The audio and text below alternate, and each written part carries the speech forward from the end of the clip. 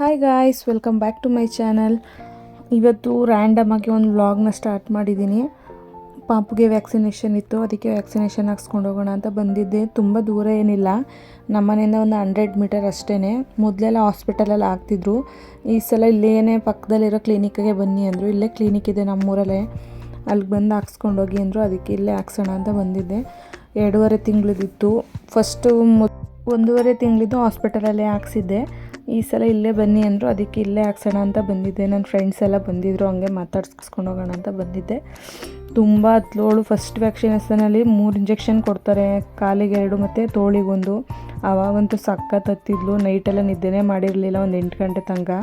ಈ ಸಲ ಒಂದೇ ಒಂದು ಇಂಜೆಕ್ಷನ್ ಇತ್ತು, ಮತ್ತು ಬಾಯಿಗೆ ಡ್ರಾಪ್ಸ್ ಹಾಕಿದ್ರು ಅಷ್ಟೇನು ಅಳ್ಳಿಲ್ಲ. ಅವಳು ಮಲ್ಕೊಂಬಿಟ್ಟಿದ್ಲು, ಆದ್ರೂ ಅವರು ನರ್ಸು ಸ್ವಲ್ಪ ಎಚ್ಚರ ಮಾಡಿ ಕುಡಿಸ್ತಾಯಿದ್ರು. ಹೆಂಗೋ ಒಂದೊಂದು ಡ್ರಾಪ್ಸ್ ಹಾಕ್ದಂಗೆ ಮಲ್ಕೋತಾನೆ ಇದ್ಲು ಅವರು.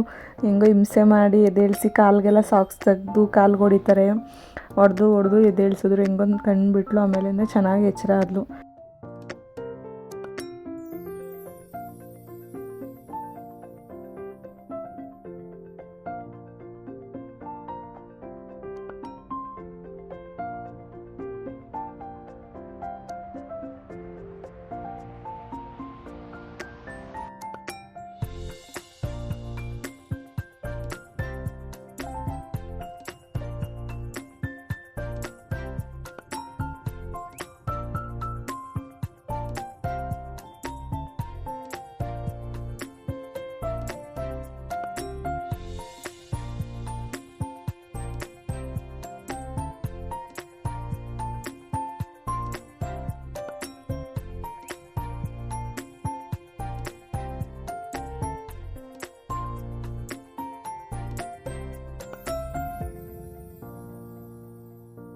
ಬೆಳಗ್ಗೆನೇ ಹಾಕೋದ್ರಿಂದ ಅವರು ಒಂದು 11 ಗಂಟೆಗೆಲ್ಲ ಸ್ಟಾರ್ಟ್ ಮಾಡಿಬಿಡ್ತಾರೆ. ಒಂದು 11-11:30 ಬೆಳಗ್ಗೆನೇ ಬಂದು ಹಾಕ್ಸ್ಕೊಂಡ್ರೆ ಸಂಜೆ ಅಷ್ಟರಲ್ಲಿ ಸ್ವಲ್ಪ ನೋವು ಕಮ್ಮಿ ಆಗಿರುತ್ತೆ. ನೈಟೆಲ್ಲ ಏನು ಅಳೋದಿಲ್ಲ. ಇಲ್ಲಾಂದರೆ ನಾವು ಲೇಟ್ ಮಾಡಿದಷ್ಟು ಅವು ನೈಟೆಲ್ಲ ಫುಲ್ ಅಳ್ತವೆ. ಇವಳಂತೂ ಅಷ್ಟೇನು ಅಳಲ್ಲ. ಒಂದು 7 ಗಂಟೆ ಅಷ್ಟರಲ್ಲೆಲ್ಲ ಸ್ವಲ್ಪ ಕಮ್ಮಿ ಆಗಿಬಿಟ್ಟಿರುತ್ತೆ.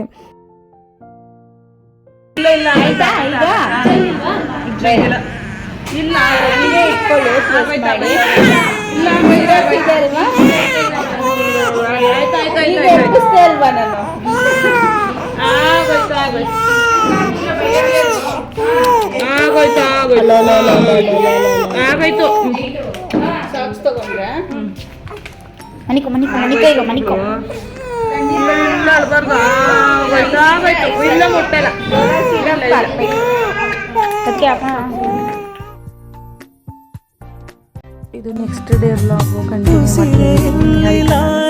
ಒಂದು ಟಿಕ್ ಟಾಕ್ ಮಾಡೋಣ ಅಂತ ಮಾಡ್ತಾಯಿದ್ದು. ಅವಳು ಹೇಳ್ದ ಮಾತೇ ಕೇಳಲ್ಲ. ನಾವೇ ಒಂದು ಹೇಳ್ಕೊಟ್ರೆ ಅವಳೇ ಒಂದು ಮಾಡ್ತಿರ್ತಾಳೆ. ಹಿಂಗೋ ಮಾಡಿ ಒಂದು ಟಿಕ್ ಟಾಕ್ ಮಾಡ್ತಾಯಿದ್ದೆ ಅವಳ ಜೊತೆ ಸೇರಿಕೊಂಡು. ಹಂಗೆ ಹರೀಶ್ ಅವ್ರು ಬಂದಿದ್ದರು, ಹೊರಗಡೆ ಹೋಗೋಣ ಅಂತ ಕರ್ಕೊಂಡು ಹೋಗ್ತಾಯಿದ್ರು. ಪಿಜ್ಜಾ ತಿನ್ನಬೇಕು ಅಂತ ತುಂಬ ದಿನದಿಂದ ಹೇಳ್ತಾಯಿದ್ದೆ. ನಾನು ಪಾಪು ಆದಮೇಲಿಂದ ಪಿಜ್ಜಾನೇ ತಿಂದಿರಲಿಲ್ಲ. ಅದಕ್ಕೆ ಕರ್ಕೊಂಡು ಹೋಗ್ತೀನಿ ಬಾ ಅಂತ ಪಿರಿಯಾಪಟ್ಟಣಕ್ಕೆ ಕರ್ಕೊಂಡು ಹೋಗ್ತಾಯಿದ್ರು. ಪಿರಿಯಾಪಟ್ಟಣದಲ್ಲೆಲ್ಲ ಮೊದಲೆಲ್ಲ ಪಿಜ್ಜಾ ಎಲ್ಲ ಸಿಗ್ತಿರ್ಲಿಲ್ಲ, ಇವಾಗ ಒಂದು 2 ಕಡೆ ಏನೋ ಸಿಗುತ್ತೆ. ಮೊದಲೆಲ್ಲ ಹುಣಸೂರಲ್ಲೇ ಸಿಗ್ತಿತ್ತು, ಅಲ್ಲೇ ತಿನ್ಕೊಂಡು ಹಂಗೆ ಹೋಗ್ತಿದ್ವಿ. ಇದೇ ಸಲ ಫಸ್ಟ್ ಟೈಮ್ ಅಂದರೆ ಹುಣಸೂರು ತನಕ ಹೋಗೋಕ್ಕಾಗಲ್ಲ. ಏನಕ್ಕಂದರೆ ಪಾಪು ಮಲಗಿರ್ತಾಳೆ, ಎದ್ಬಿಡ್ತಾಳೆ, ಚಿಕ್ಕವಳಲ್ವ ಇನ್ನೂ. ಅವಳನ್ನ ಬಿಟ್ಟು ಜಾಸ್ತಿ ದೂರ ಹೋಗೋಕ್ಕಾಗಲ್ಲ. ಏನು 1 ಅವರಲ್ಲಿ ಬರಬೇಕು ಅಂತ ಜಾಗಕ್ಕೆ ಹೋಗ್ಬೇಕಷ್ಟೇ. ಅದಕ್ಕೆ ತುಂಬ ದೂರ ಏನಕ್ಕೆ ಸಡನ್ನಾಗಿ ವಾಪಸ್ ಬರೋಕ್ಕಾಗಲ್ಲ ಅಂತ ಪಿರಿಯಾಪಟ್ಟಣದಲ್ಲೇ ಹೋಗಿ ತಿನ್ಕೊಂಬರೋಣ ಅಂತ ಹೋಗ್ತಾಯಿದ್ವಿ. ಹಂಗೆ ಎಂಗೇಜ್ಮೆಂಟಾದಲ್ಲಿ ಎಲ್ಲೆಲ್ಲಿ ಓಡಾಡಿದ್ವಿ, ಅದೇ ರೋಡಲ್ಲಿ ಕರ್ಕೊಂಡು ಹೋಗ್ತಾಯಿದ್ರು. ಸುಮ್ಮನೆ ಒಂದು ರೌಂಡ್ ಹೋಗ್ಬಿಟ್ಟು ಬರೋಣ ಬಾ ಅಂದ್ಬಿಟ್ಟು ಅದೇ ರೋಡಲ್ಲಿ ಕರ್ಕೊಂಡು ಹೋಗ್ಬಿಟ್ಟು ಆಮೇಲಿಂದ ಬಂದು ಪಿಜ್ಜಾ ತಿಂದ್ಕೊಂಡು ಹೊರಟ್ವಿ. ಪಿಜ್ಜಾ ನಾನು ವೆಜ್ ಪಿಜ್ಜಾ ಆರ್ಡ್ರ್ ಮಾಡಿದ್ದೆ. ಬೇರೆ ಅಂದರೆ ವಾರ ಇತ್ತು ತಿನ್ನೋಕ್ಕಾಗಲ್ಲ ಅಂದ್ಬಿಟ್ಟು ವೆಜ್ ಪಿಜ್ಜಾನೇ ಆರ್ಡ್ರ್ ಮಾಡಿದ್ದೆ. ಬಿಗ್ ಸೈಜ್ ಮಾಡಿದ್ದೆ ಇಬ್ರಿಗೂ. ಅವರೇನು ಜಾಸ್ತಿ ತಿನ್ನಲ್ಲ, ನಾನು ಮತ್ತು ನಮ್ಮ ಅತ್ತಿಗೆ ತಿಂತೀವಿ ಅಷ್ಟೇ. ಚೆನ್ನಾಗಿದೆ. ಇಲ್ಲಿ ಸಿಂಪಲಾಗಿ ಓಪನ್ ಮಾಡಿದ್ದಾರೆ. ಒಂದು 4 ಟೇಬಲ್ ಅಷ್ಟು ಚಿಕ್ಕದು ಅಷ್ಟೇ ಇದು. ಹಂಗೆ ತಿನ್ಕೊಂಡು ಮನೆಗೂ ತೊಗೊಂಡು ಹೋದ್ವಿ ಪಾರ್ಸಲ್ಲು. ನಮ್ಮ ಅತ್ತಿಗೆಗೆ ಮತ್ತು ನಮ್ಮ ಅಮ್ಮಂಗೆ, ನಿಹಾರಿಕನಿಗೆ, ಅವ್ರಿಗೂ ತುಂಬ ಇಷ್ಟ. ಅದಕ್ಕೆ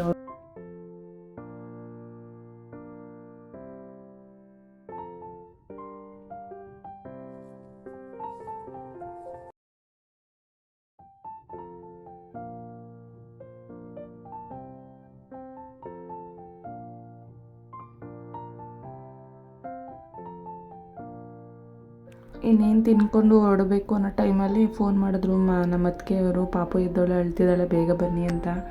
ಮತ್ತು ಇನ್ನೆಲ್ಲೂ ಹೋಗೋಕ್ಕಾಗಲಿಲ್ಲ, ಬೇಗ ಹೊರಟ್ಬಿಟ್ವಿ ಮನೆಗೆ.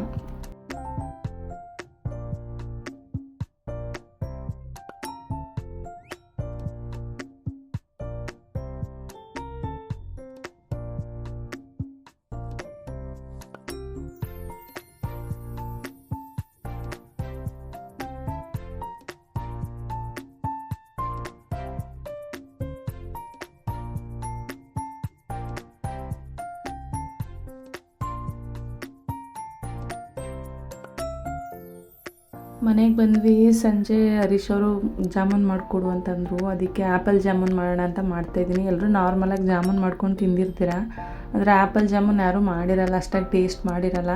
ತುಂಬ ಟೇಸ್ಟಿಯಾಗಿರುತ್ತೆ. ಒಂದು ಸಲ ಟ್ರೈ ಮಾಡಿ ಮನೇಲಿ ಆ್ಯಪಲ್ನ ಯೂಸ್ ಮಾಡಿಕೊಂಡು.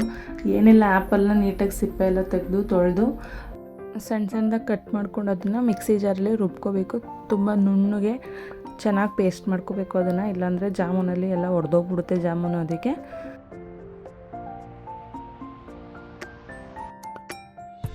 ಸಣ್ಣ ಸಣ್ಣದಾಗಿ ಅದನ್ನು ಕಟ್ ಮಾಡಿಕೊಂಡು ರುಬ್ಕೊಳ್ಳಿ, ಚೆನ್ನಾಗಿ ಪೇಸ್ಟ್ ಮಾಡ್ಕೊಳ್ಳಿ. ಅದಾಗಿದ್ದಾದಮೇಲೆ ಜಾಮೂನ್ ಪೌಡ್ರಿಗೆ ಅದನ್ನು ಸೇರಿಸ್ಕೊಂಡು ಮಾಮೂಲಿ ಜಾಮೂನನ್ನ ಹೇಗೆ ಕಲಿಸ್ತೀರ ಆ ಥರ ಕಲಸಿ ಅದನ್ನು ತುಂಬ ಚೆನ್ನಾಗಿ ಸಾಫ್ಟಾಗಿ ಕಲಿಸ್ಕೊಂಡು ಅದನ್ನು ರೌಂಡ್ ಮಾಡ್ಕೋಬೇಕು. ಅಂದರೆ ಉಂಡೆಗಳಾಗಿ ಚಿಕ್ಕ ಚಿಕ್ಕ ಉಂಡೆಗಳಾಗಿ ಮಾಡಿಕೊಂಡು ಮಾಮೂಲಿ ಪಾಕ ತೆಗೆದಿಟ್ಕೊಂಡು ಪಾಕ ಏನು ಬೇಡ, ಅದು ಸಕ್ಕರೆ ಕರಗಿದ್ರೆ ಸಾಕು. ಒಂಚೂರು ಕಲರ್ ಆ್ಯಡ್ ಮಾಡಿಕೊಂಡು ಒಂದೇ ಒಂದು ಏಲಕ್ಕಿನ ಆ್ಯಡ್ ಮಾಡ್ಕೊಂಡಿದ್ದೀನಿ ನಾನು.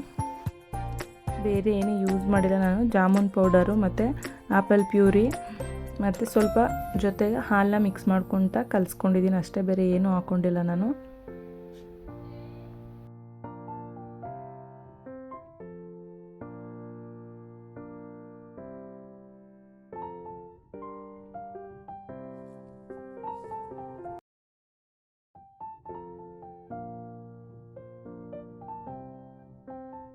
ಎಣ್ಣೆ ಕಾದ್ಮೇಲೆ ಲೋ ಫ್ಲೇಮಲ್ಲಿ ಇಟ್ಕೊಂಡು ಉಂಡೆ ಮಾಡ್ಕೊಂಡಿರ್ತೀವಲ್ಲ ಜಾಮೂನ್ ಉಂಡೆಗಳನ್ನ, ಅದನ್ನು ಹಾಕಿ ನಿಧಾನವಾಗಿ ಲೋ ಫ್ಲೇಮಲ್ಲೇ ಬೇಯಿಸ್ಕೊಂಡು ಗೋಲ್ಡನ್ ಬ್ರೌನ್ ಬಂದಮೇಲೆ ಅದು ಸ್ವಲ್ಪ ಆರಿದ ಮೇಲೆ ತೆಗೆದು ಶುಗರ್ ಸಿರಪ್ಗೆ ಹಾಕೋದು. ಒಂದು ಅರ್ಧ ಗಂಟೆ ಬಿಟ್ಟು ತೆಗೆದ್ರೆ ತುಂಬ ಸಖತ್ತಾಗಿ ನಿಮಗೆ ಆ್ಯಪಲ್ದು ಜಾಮೂನ್ ರೆಡಿಯಾಗಿರುತ್ತೆ. ತುಂಬ ಟೇಸ್ಟಿಯಾಗಿರುತ್ತೆ. ಒಂದು ಸಲ ಟ್ರೈ ಮಾಡಿ.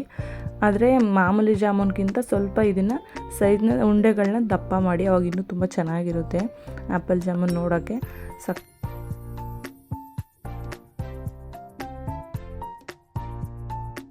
ಸ್ಮೂತಾಗಿ ಕಲಸಿರಬೇಕು, ಅವಾಗ ಚೆನ್ನಾಗಿ ಉಂಡೆಗಳು ಬರುತ್ತೆ. ಸ್ವಲ್ಪ ಕೈಗೆ ತುಪ್ಪ ಇಲ್ಲಾಂದರೆ ಎಣ್ಣೆನ ಏನಾದ್ರೂ ಹಾಕ್ಕೊಂಡು ಸವರ್ಕೊಂಡು ಉಂಡೆಗಳನ್ನ ನೀಟಾಗಿ ರೌಂಡಕ್ಕೆ ಕಟ್ಕೊತಾ ಹೋಗಿ.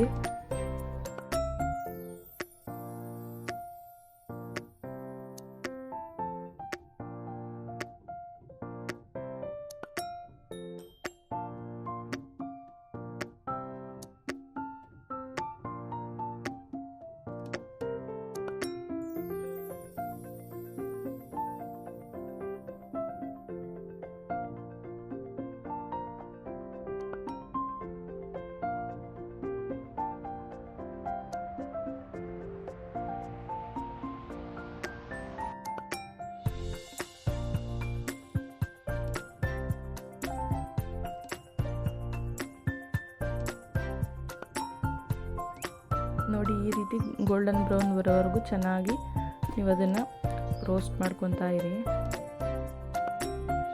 ದಪ್ಪ ಸೈಜಲ್ಲಿ ಮಾಡಿರ್ತೀವಲ್ಲ, ಅದಕ್ಕೆ ತುಂಬ ದೊಡ್ಡದಾಗಿ ಆಗುತ್ತೆ. ಎಣ್ಣೆಗೆ ಹಾಕಿದ ತಕ್ಷಣ ದಪ್ಪ ಆಗುತ್ತೆ, ತುಂಬ ಚೆನ್ನಾಗಿರುತ್ತೆ ನೋಡೋಕ್ಕೆ. ಒಂದೊಂದು ತಿಂದ್ರೇ ಸಾಕಾಗ್ಬಿಡುತ್ತೆ. ನೋಡಿ, ತುಂಬ ಈಸಿ.